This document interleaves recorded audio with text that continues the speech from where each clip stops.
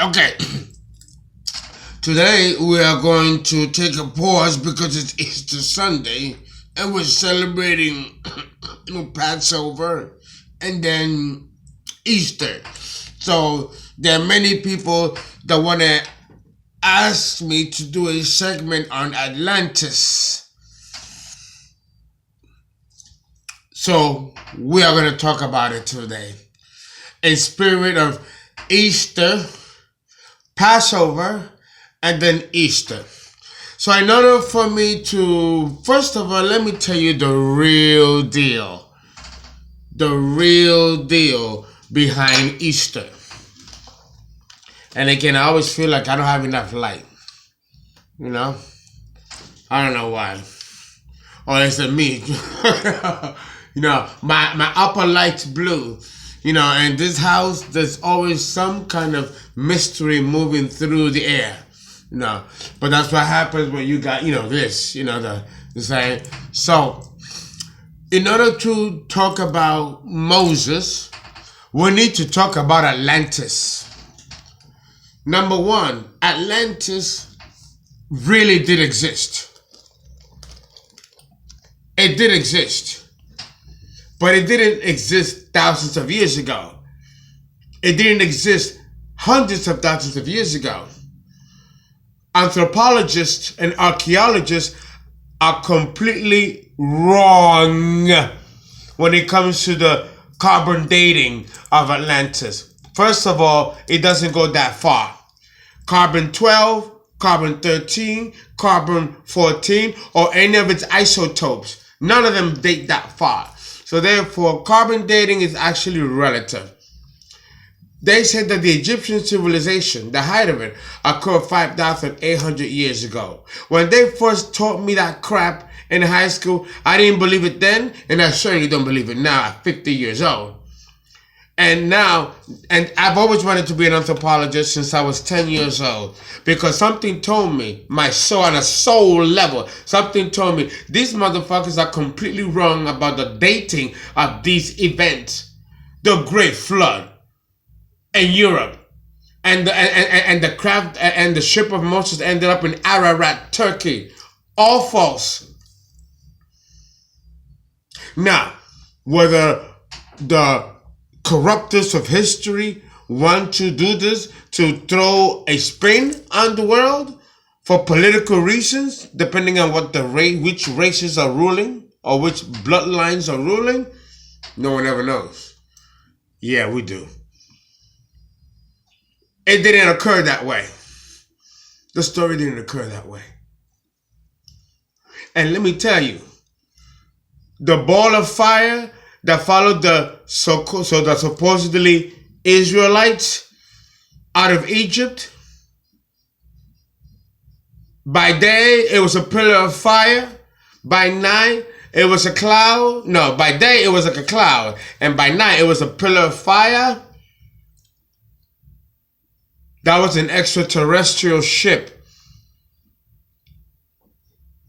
The Bible talks about it in detail. The lights coming out. Like, oh no. The fire is the fuel and the engine of the ship following. And when the Egyptians came to run after the Israelites,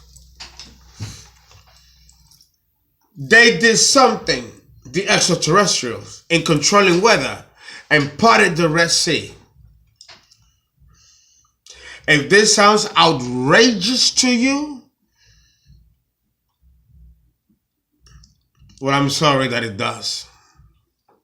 Clearly, this is not the first time that you've heard that before. Can't be.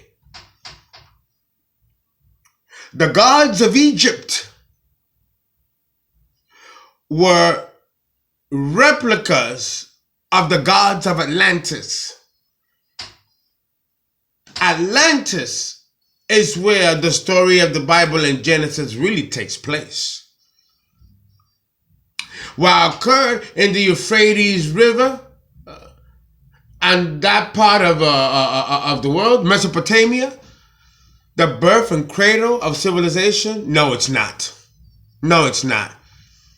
Atlantis was the first civilization, and it occurred millions of years ago.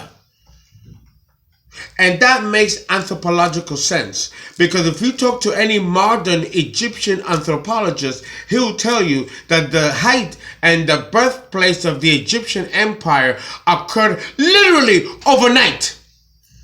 Overnight. That all of a sudden, poof, a civilization just appeared out of nowhere in the North Africa, which is Egypt, with a full language system, with a full governmental system, with a full medical system. I mean, just like in the United States, like it says in the Bible, nothing is new under the sun. All has been done before. Genetic mutation, gene splicing, all of this is not new. It's happened before. Okay?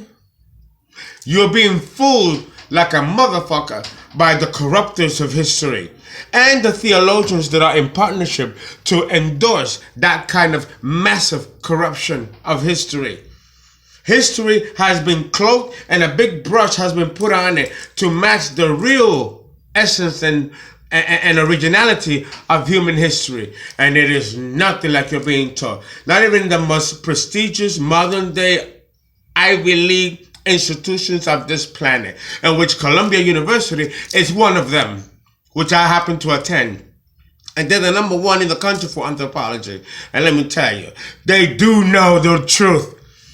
But they'll be damned if they're going to teach the public the real truth. And that Bible, let me tell you, the Bible is true, but only if you understand the keys and the hidden codes that are in there. And if you're not an initiate or a member of the club, the Bible will be a closed book to you. You will never understand it, even though you might think you do. It is a racket what's going on this planet.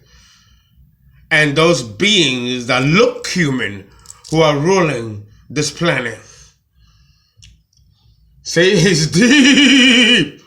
Deep. Let's start with Moses. Moses was a magician of the highest order. He was an incantor, an incantationist, a conjurer. It was Moses that brought Jehovah into this system. And the Israelites at that time believed him to be the real deity, but it wasn't. What was brought to the surface was a demiurge, not the true God. Now I'm treading in dangerous waters here, but I can tread that because this is already coming out slowly into the surface. And in the Aquarian age, a lot of truths will be revealed, and it might take people by surprise. There is no devil. The devil does not exist. The devil is Jehovah, and God is also Jehovah. Jehovah is the ruler of this solar system. He is the God of this solar system. Oh, sure, he can go by Allah also, Yahweh also, Brahma, Vishnu, Kali.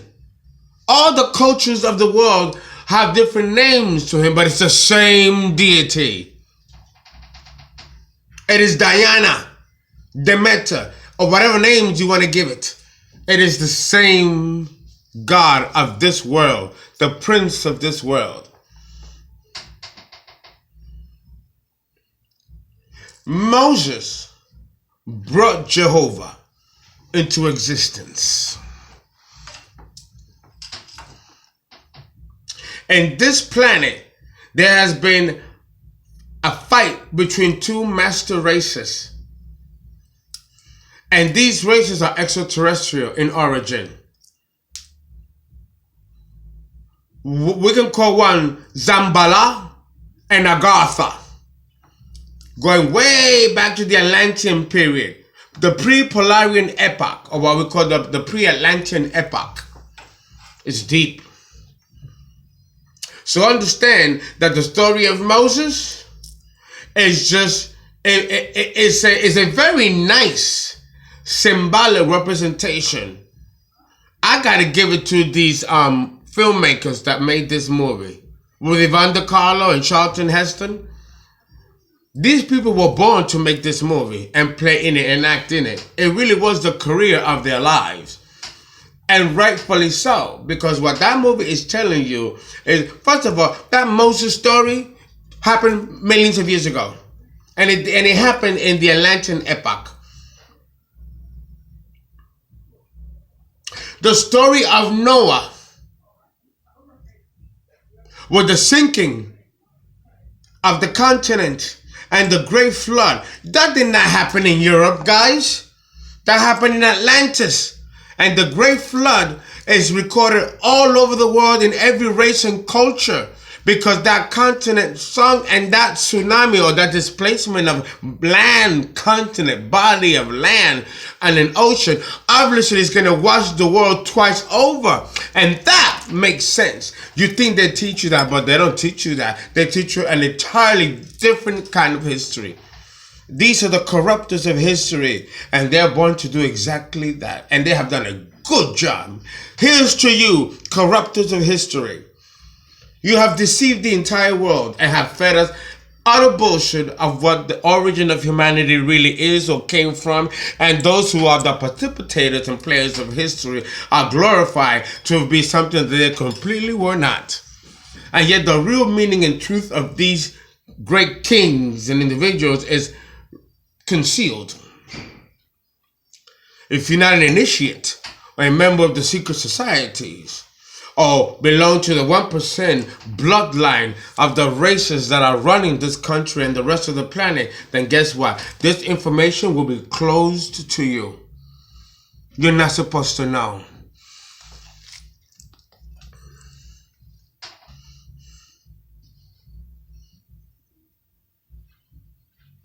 That's the story of Moses. Moses was a powerful magician, able to make the earth stand still. But like him, there were many others. Aaron was another powerful magician. Okay? Marduk. So was Nero. When you see in the movie that they take a staff and throw it on the floor and turns into a snake, do you really think that happened? Yes, it did. That's no bullshit. It's so funny how people like to say that magic is not real, but yet when they show the 10 Commandments and they show all these magical stuff that was going on in Egypt, all of a sudden we are supposed to believe it. Yeah, we go to the Bible and the Bible tells you the same thing. But if someone says, oh, Fernando, you're doing magic and witchcraft, or you're doing this, or these people are doing magic, and they're like, oh, I don't believe in that shit. Yeah, you don't believe in it, but then why? It existed. So because it existed then, do you think that it still doesn't exist today? Nothing is new under the sun. All has been done before.